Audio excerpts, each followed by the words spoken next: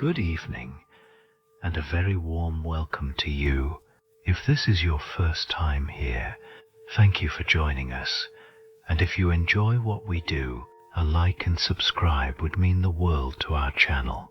Go ahead and put your headphones on, find somewhere quiet, and settle into your most comfortable position.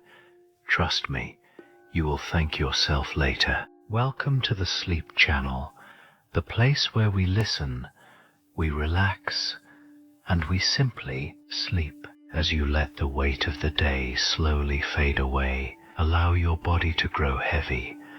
Feel the warmth settling through you from your shoulders down, through your arms, through your hands, through your chest, rising and falling slowly and without effort. Tonight we travel to ancient Egypt, a world of stone and gold, and the stillness of a desert at the end of a long day. In this world, there ruled a king, not a conqueror, not a warrior hardened by battle, but something rarer than either of those things, a king who was deeply loved. His name was Osiris. Before we tell you what happened to him, we want you to know what he was, because what happened to him only carries its full weight when you know what was lost. Osiris was the son of Geb, the god of the earth, and Nut, the goddess of the sky, born from the union of the ground beneath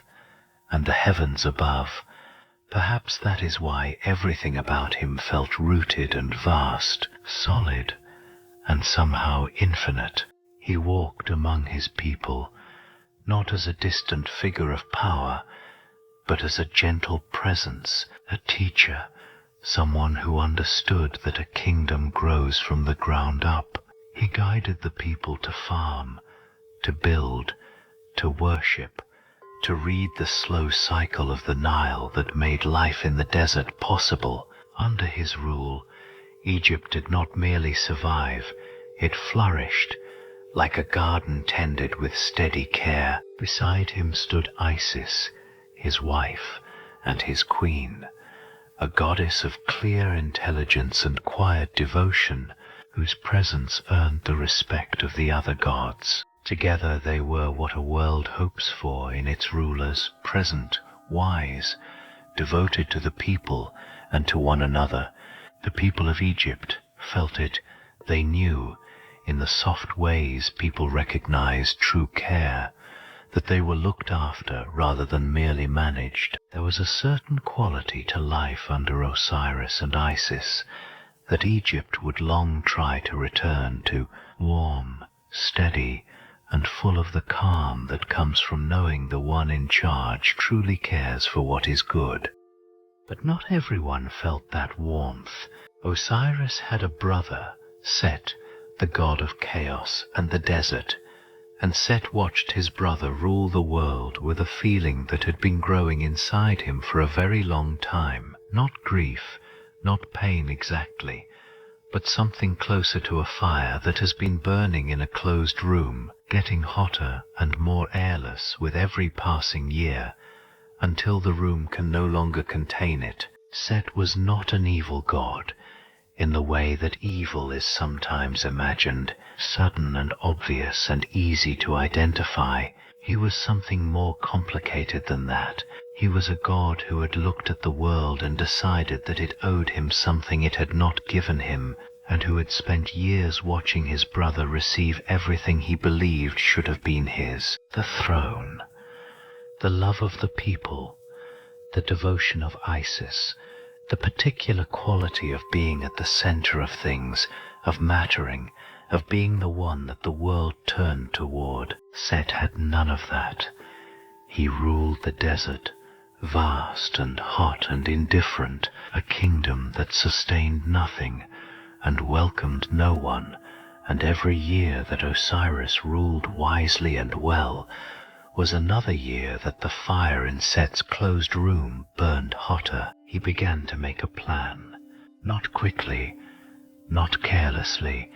Set was many things, but he was not careless, and the plan he made was one that had been forming for long enough, that by the time he acted on it, every detail had been considered, and every possibility had been accounted for. He had a chest made, a beautiful chest, ornate and decorated with the finest craftsmanship that Egypt could produce, gold and lapis lazuli, and deep rich colors that caught the torchlight and held it, a chest so beautiful that anyone who saw it would want to lie inside it, would feel the particular pull of something so perfectly made that it seems to have been made specifically for you, because it had been. Set had taken Osiris's exact measurements while he slept, and the chest had been built to fit him and only him, perfectly, completely, like a key made for a single lock. Then Set threw a great feast,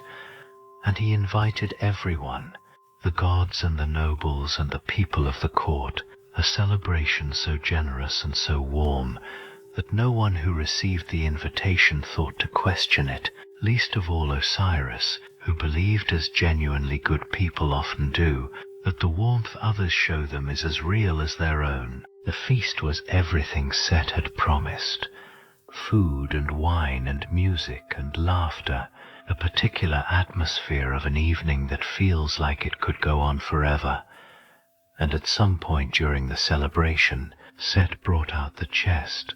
He placed it at the center of the room, where the torchlight caught it perfectly, and he made an announcement. Whoever fit inside the chest exactly, whoever it had been made for, would receive it as a gift. One by one the guests tried. One by one they did not fit, too tall or too wide or too short, the chest accepting none of them, and the laughter of the evening continued, and the wine continued, and no one noticed the particular quality of Set's attention as guest after guest climbed out of the chest and shook their head, until Osiris looked at the chest. He looked at the way the torchlight moved across its surface, the deep gold of its carvings, the rich blue of the lapis lazuli set into its sides. He looked at it the way you look at something beautiful, with a quiet appreciation that asks nothing and expects nothing, and then, because he was a good man, and because good men do not easily imagine the harm that others wish them, he climbed inside. The chest received him perfectly, not almost perfectly, not nearly perfectly, the way a thing fits when it has been made for exactly that purpose. Every edge, every corner, every measure of the space inside that chest had been built around him and him alone, and for just a moment, lying inside it, Osiris may have felt something close to wonder, the particular feeling of something fitting so completely that it seems almost like it was meant to be. It was not meant to be. Set moved quickly. The lid came down. The clasps were fastened, and before the sound of the feast had fully understood what was happening, the chest was sealed. Osiris was inside. The air was gone, and Set, standing over the chest with the stillness of someone who has been waiting a very long time for a single moment, felt the fire in his closed room finally go quiet. The chest was carried to the Nile and released into the dark water, and the river, indifferent as rivers always are to the weight of what they carry, downstream into the night, away from Egypt, away from Isis, away from everything that Osiris had built and loved and tended with such genuine care. The feast continued for a little while longer, no one quite sure what they had witnessed, no one quite ready to name it, and then the news reached Isis. She did not cry out, she did not collapse, she did not perform her grief for anyone who might be watching.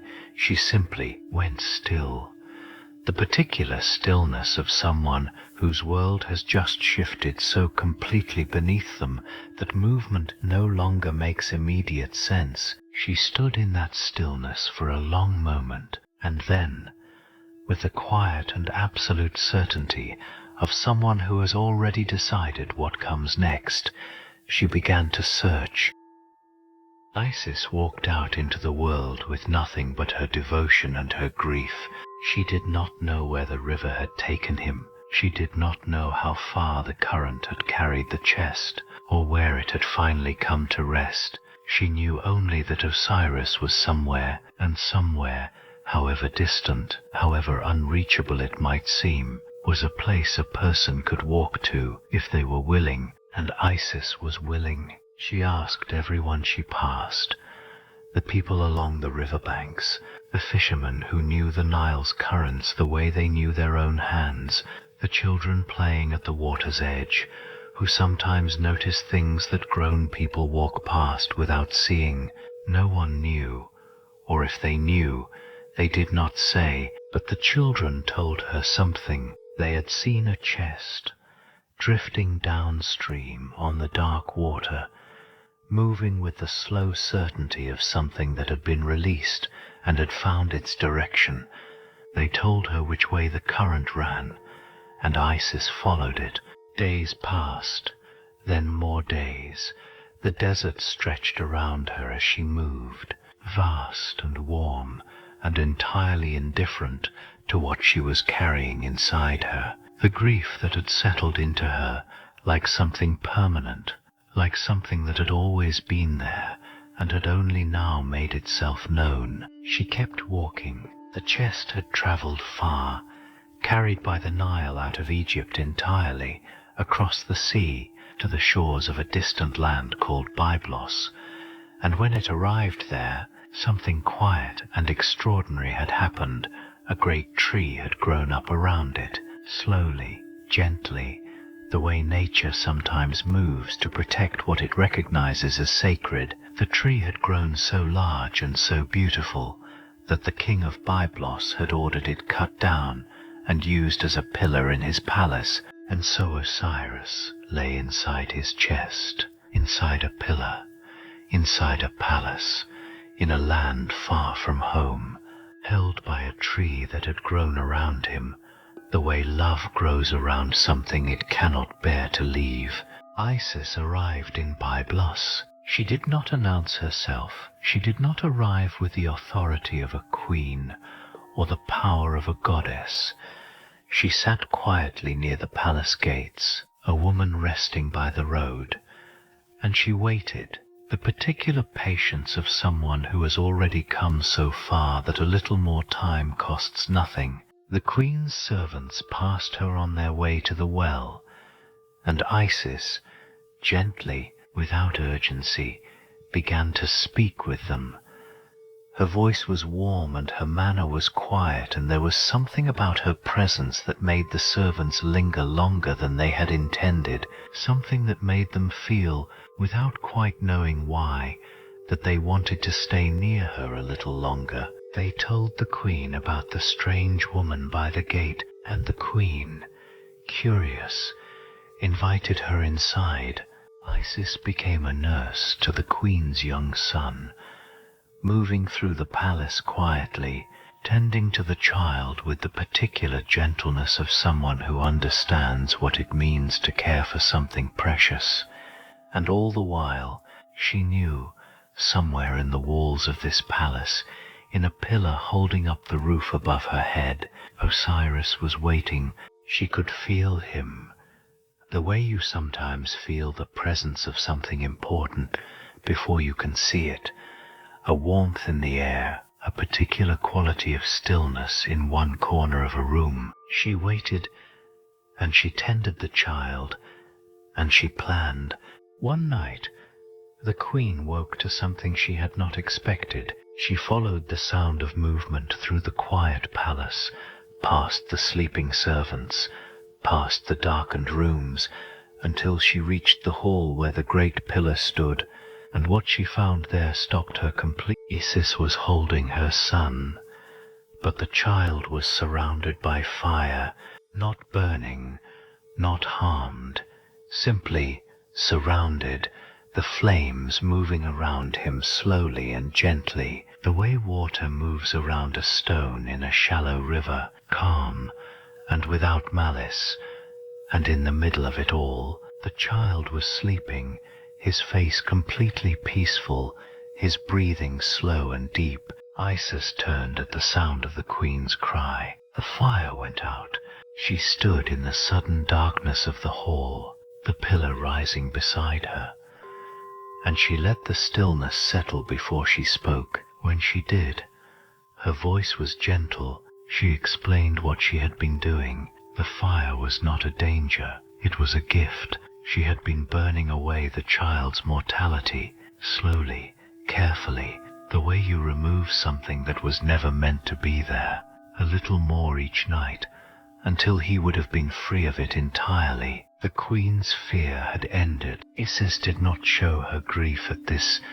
She simply accepted it, the particular grace of someone who has learned that not everything can be saved, and that the attempt still matters. Then she asked for the pillar.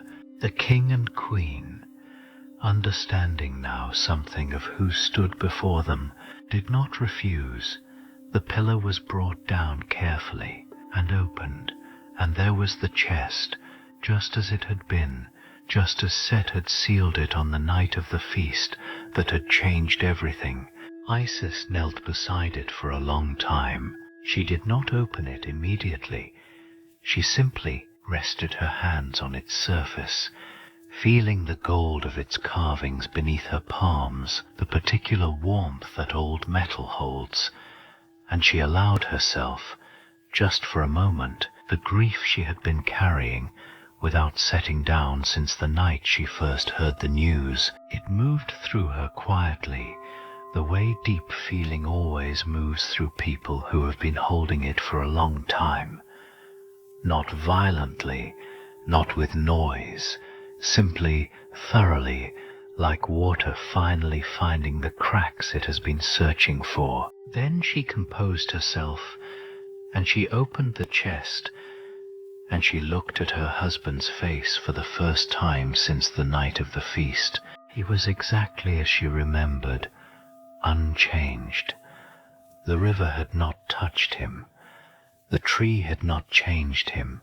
He looked the way he had always looked, calm and strong, and entirely himself, simply still. She stayed with him through the rest of the night, talking to him quietly in the darkness of the Byblos palace, telling him what she had done to find him, how far she had walked, what she had felt, the particular things that had kept her moving forward on the days when moving forward had seemed like the hardest possible thing. And then, as gently as she had done everything else, she prepared to bring him home. She carried him back across the sea, back through the desert, back to the land that the Nile had made and that Osiris had spent his life tending with such genuine care. She moved carefully, the way you carry something irreplaceable, slowly, with attention to every step, with the particular awareness of someone who has already lost something once and understands completely what that costs. She brought him to the marshes of the Nile Delta, a place of tall reeds and still dark water, and the particular quiet of a landscape that has never been hurried by anything. She hid the chest there, in the cool darkness between the reeds, where the water moved slowly, and the night birds called softly across the water, and everything felt very old and very still. She needed time to gather what she needed, time to do what she had been moving toward since the moment she knelt beside the chest in the Byblos palace and understood what had to be done. But Set had not been still. He had been watching, the way people who have done something they cannot undo often watch, with the particular restlessness of someone waiting for the consequences of their own actions to arrive. He had spies in distant places, eyes along the river, and word reached him that Isis had found the chest, that she had brought Osiris home. He went to the marshes. He found the chest in the darkness between the reeds, and what Set did next was the act of someone who had moved beyond planning, beyond calculation, into something raw and less considered, something that spoke less of strategy and more of fear. He opened the chest, he took Osiris out, and he cut him into 14 pieces. Then he scattered those pieces across Egypt. 14 pieces, 14 different places, some near the river, some in the desert, some in the north and some in the south, and some in places so remote that the idea of finding them all seemed not merely difficult, but impossible. Set believed that what cannot be made whole cannot be brought back, that by scattering Osiris across the entire length of Egypt, he had finally, truly ended it. The throne was his, the world was his, and the chest and its contents and everything they represented were gone beyond the reach of even Isis and her extraordinary devotion. He was wrong, but he did not know that yet, and for a time, standing in the dark marshes with the reeds moving softly around him and the Nile flowing past with its usual indifference, he allowed himself to believe that it was over. Isis found the chest empty. She stood in the marshes for a long time, the water moving slowly around her feet, the night birds still calling softly across the water, as though nothing had changed, as though the world had not just shifted beneath her for the second time. She stood there until the stillness settled into something she could carry, and then, for the second time, she began to search. She searched the way she had always done everything, quietly, thoroughly, with the particular patience of someone who has already done the impossible once and understands that the only difference between possible and impossible is the willingness to keep going. She took the form of a bird, a great kite, wings wide and dark against the Egyptian sky, moving across the length and breadth of the land in long, slow circles, her eyes searching the desert and the river banks, and the remote places where Set had scattered what remained of her husband. She found the first piece near the river, half buried in the dark soil of the Nile's edge.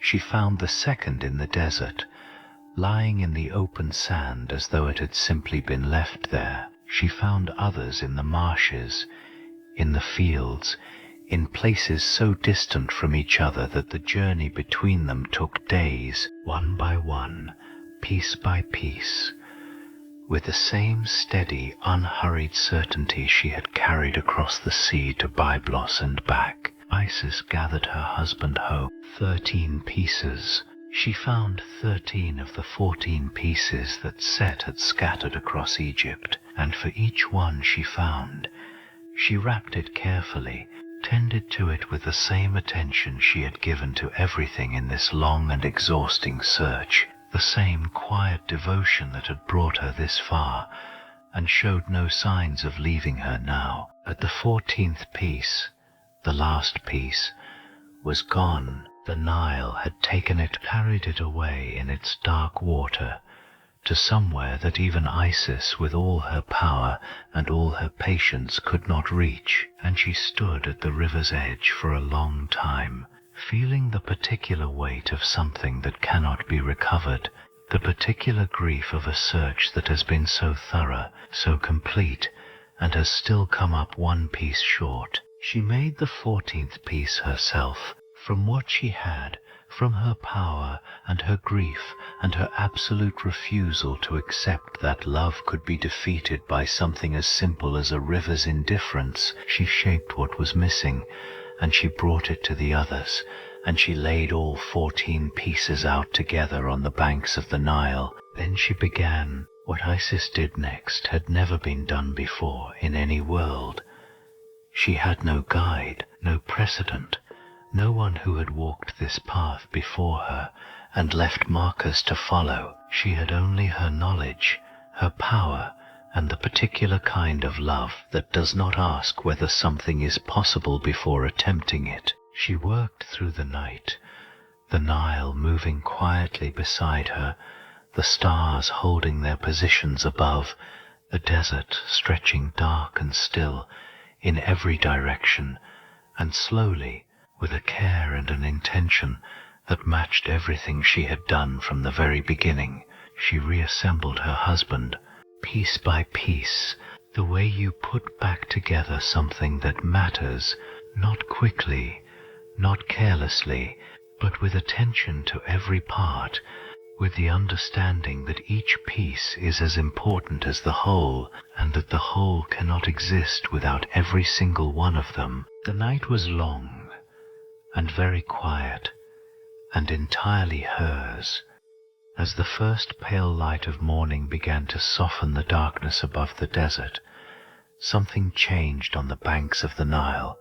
It was not sudden, it was not dramatic. It was the way all truly important things happen, slowly, quietly, in the particular stillness of a moment that has been earned by everything that came before it. Osiris breathed, not deeply, not all at once, the way breath returns to something that has been still for a very long time, carefully, as though relearning something it once knew completely. A slow rising of the chest, a slight movement of the hands, the particular quality of a face that is in the process of returning to itself from somewhere very far away. Isis stayed very still. She did not speak. She did not reach for him immediately. She simply watched, the way you watch something precious when it is happening, and you understand that the watching itself is part of it. That to move too quickly would be to miss what is unfolding in front of you. He opened his eyes, and the first thing he saw, in the pale grey light of that early Egyptian morning, she was exactly as he remembered, unchanged by everything she had carried, and everything she had crossed, and everything she had refused to accept. She looked at him with the particular expression of someone who has been moving toward a single moment for so long that arriving at it feels both exactly as expected and completely beyond anything that could have been imagined. They stayed like that for a long moment, the Nile moving quietly beside them, the desert still and dark in every direction, the sky above slowly filling with the particular warm light that comes just before sunrise, when the world is neither fully dark nor fully light, but something in between, something gentle and unhurried and entirely its own. Osiris understood what had happened, not all at once, the way understanding comes when you have been somewhere else for a long time and are still finding your way back to the world you left, slowly, in pieces, each piece settling into place with the quiet certainty of something returning to where it belongs. He understood what Set had done. He understood what Isis had done in return, and he understood, with the particular clarity of someone who has seen both the worst and the best, that the world contains, in a very short period of time, that the world he had come back to was not the same world he had left, that something had shifted, something that could not be unshifted. He could not stay. This was the part that the mythology does not soften, does not make easier than it is. Osiris had been brought back, but not all the way back, not to the world of the living, not to the throne of Egypt, not to the particular golden quality of the life he and Isis had built together in the years before Set's feast had ended it. He had been brought back to the threshold, and from the threshold there was only one direction left to go. Osiris descended into the underworld, not unwillingly, not with grief or resistance, but with the particular acceptance of someone who understands that where they are going is exactly where they are meant to be, that the role waiting for them on the other side is not a lesser thing than what they had before, simply a different thing, a necessary thing. He became the ruler of the dead, the judge of souls, the God of resurrection and eternal life, the one who sat at the center of everything that came after the last breath, patient and solemn, and entirely without cruelty, weighing each heart that was brought before him with the same care and the same fairness that he had brought to everything in his life above ground. And in this way, Osiris did not end, he transformed, the way all truly important things transform when they are broken and remade,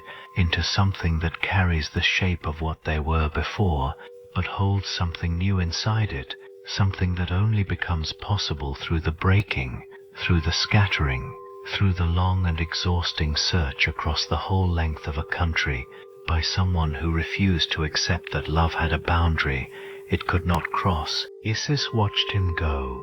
She stood on the banks of the Nile in the growing morning light, the same river that had carried him away from her twice now, the same dark water moving past with its usual unhurried certainty, and she felt the particular feeling of someone who has achieved the impossible and discovered that the impossible was not quite what she had hoped for, that bringing someone back and keeping them are not always the same thing. But she did not stay in that feeling because there was something else.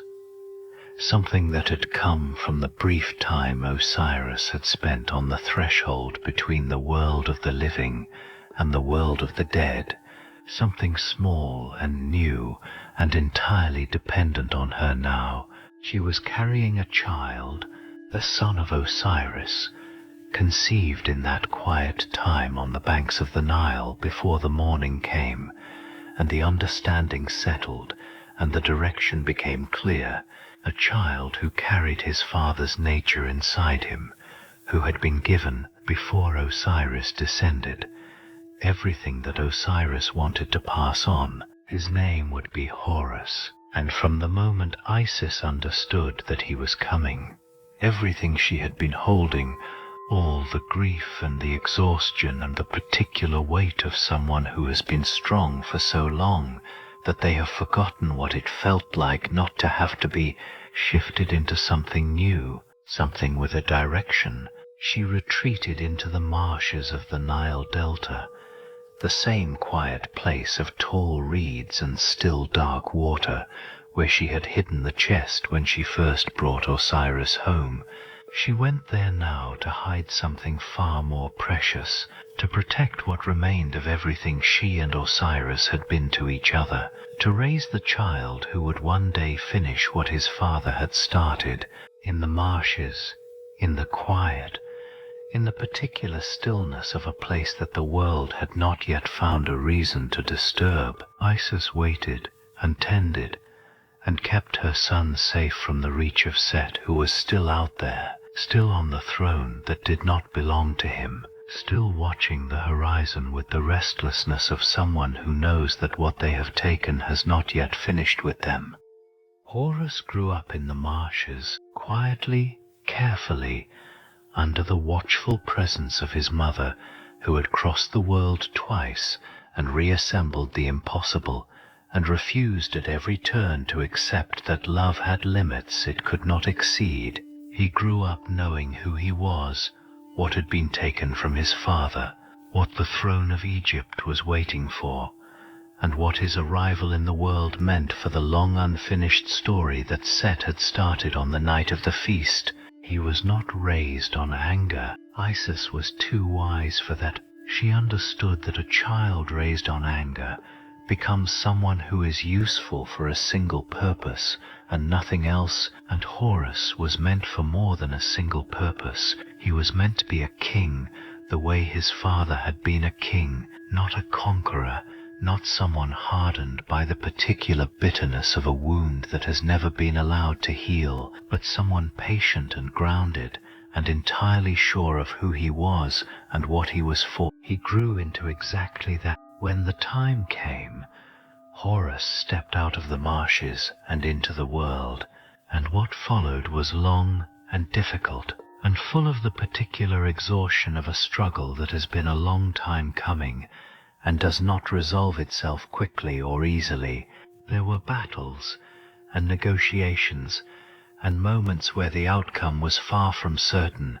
The gods themselves were divided, some on the side of Horus, some unwilling to move against Set, who had held the throne long enough that his presence on it had begun to feel permanent. But permanence is not the same as right. And eventually, with the patience his mother had taught him, and the particular quality of someone who carries something worth fighting for rather than simply fighting, Set was removed from the throne he had taken, and Horus took his place, not triumphantly, not with the noise and the ceremony of someone who needs the world to witness their victory, but quietly, the way rightful things settle into their rightful places, without drama, without excess, simply, correctly, and Egypt breathed again, the particular breath of a world that has been holding itself tense for a very long time and has finally been given permission to let go. The golden quality that had existed under Osiris returned, not identical, nothing is ever identical after everything that has passed, but recognizable, warm and stable, and full of the same genuine care that had always been its most essential quality.